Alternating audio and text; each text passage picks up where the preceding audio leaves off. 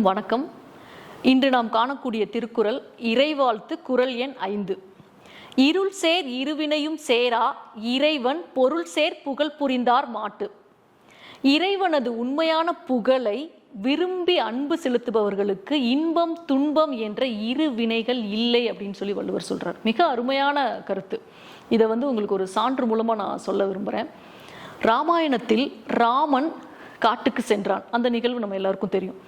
அந்த நிகழ்வை பார்ப்பதற்கு முன் முதல் நாள் தசரதன் சொல்லியிருப்பாரு, நாளைக்கு உனக்கு பட்டாபிஷேகம்ப்பா, நாளைக்கு நீ இந்த நாட்டையே ஆட்சி செய்யணும், நீ தான் ராஜா அப்படின்னு சொல்லியிருப்பார். அதே மனநிலையில் அவர் உறங்க போயிருப்பார்.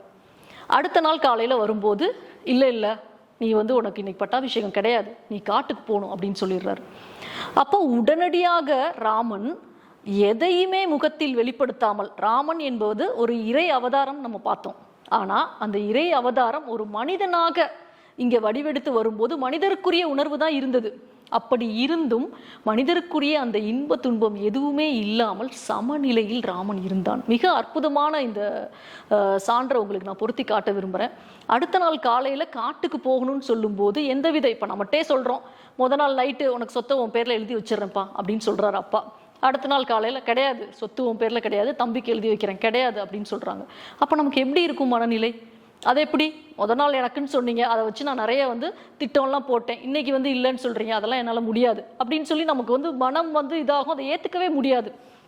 ஆனால் முதல் நாள் அவன் பட்டாபிஷேகம்னு சொல்லும் போதும் அவனிடம் அந்த ஒரு இன்பமான ஒரு இது இல்லை. அப்பா சொல்லியிருக்காரு, அதை நம்ம பின்பற்றணும். அடுத்த நாள் உனக்கு கிடையாதுப்பா, நீ காட்டுக்கு போகணும், 14 ஆண்டுகள், 1-2 கிடையாது, உனக்கு நாடும் கிடையாது, நீ காட்டுக்கு போகணும் 14 ஆண்டுகள் அப்படின்னு சொல்றாரு. அதையும் அவன் இன்முகத்தோடு ஏற்றுக்கொண்டான்.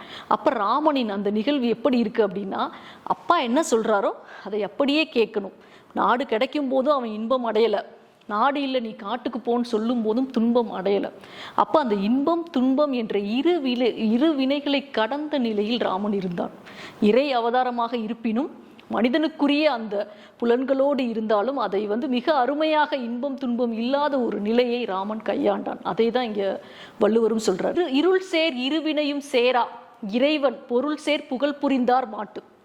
இறைவனது உண்மையான புகழை விரும்பி அன்பு செலுத்தினால் நமக்கு இன்பம் துன்பம் என்ற 2 வினைகளும் கிடையாது, இறைவனே மற்றதை பார்த்து கொள்வார் என்ற கருத்தை மிக அழகாக வள்ளுவர் எடுத்து கூறுகின்றார். மீண்டும் அடுத்த திருக்குறளில் சந்திக்கலாம். நன்றி, வணக்கம்.